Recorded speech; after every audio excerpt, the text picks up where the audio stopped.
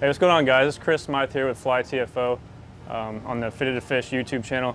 Today I'd like to talk about a question that gets brought up a lot and can be kind of confusing to new fly tyers, is how to choose the right hook when tying a specific pattern.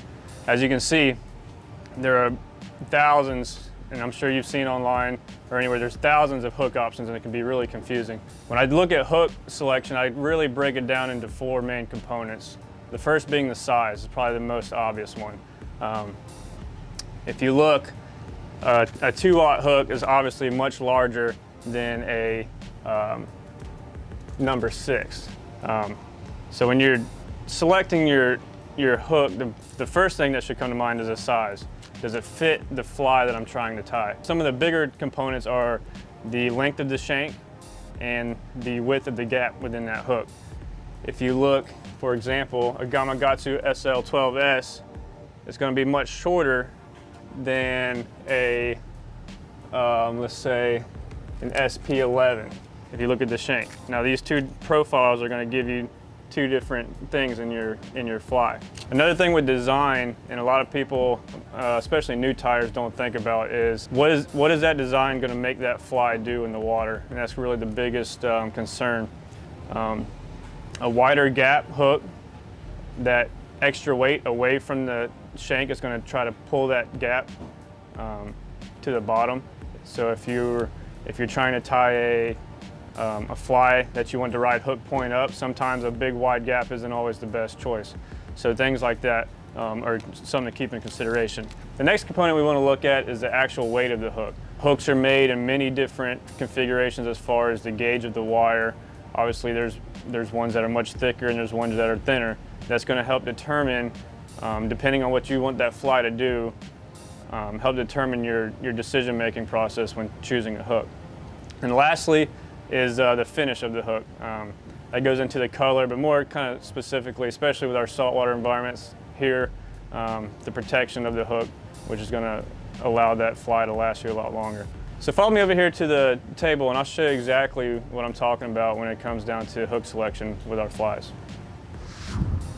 So we're back at the tying table here, and I want to discuss with you a little more in depth on those concepts of choosing the right hook. And I have some flies set out here to kind of show you how to make that selection. So the first thing we talked about was the size. Obviously, the size of the hook is very important, depending on what size fly you want to tie.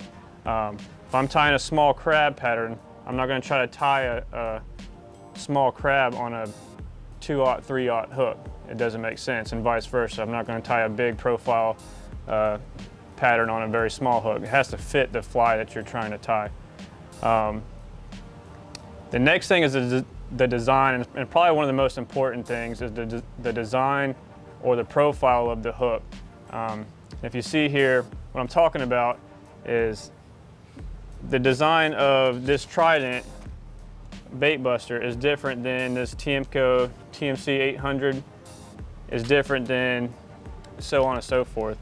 And what you're really looking at is the length of the shank, like we had discussed before, and the gap, the width of the gap. The length of the shank will determine how long of a profile your fly can be. For example, if I'm tying a shrimp pattern, that's a full body pattern around the shank of the hook, that shank is going to be much larger than if I'm tying a baitfish streamer and I'm tying the majority of the material at the front of that fly.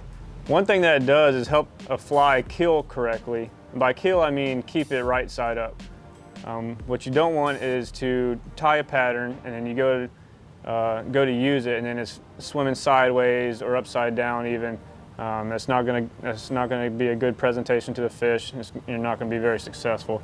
If you go back to these kind of shrimp and crab patterns, the shank is longer and the gap is smaller. So when I tie a weight on the opposite side of that hook point, it allows that fly to turn over in the water and ride hook point up, which what I want to accomplish when I'm fishing these bottom type flies. So the design is very important when choosing the right hook for your fly. The next goes into the weight, which kind of goes hand in hand with the design. If I want that fly to turn hook point up. Big wide gap heavy gauge hook was probably not the best choice. That's going to counteract what I want that fly to do. So with the weight of the hook and the thickness of the wire that the hook is made of, is a big factor when you're considering a hook for, say, a popper or something you want to ride higher in the water column. And here you see a popper tied. We use a Gamakatsu B10S stinger hook. It's a long shank hook, real light wire. It's going to allow that popper to ride on top of the water instead of pulling that fly down. If you don't get a good quality hook that's either plated or stainless, your flies aren't going to last very long. A lot of hook companies are going to a black nickel or a black chrome plated finish, like these Tridents and Gamakatsus. You could do, some have a tin plated, like the SC15s, and some are stainless steel, like these Tiemcos.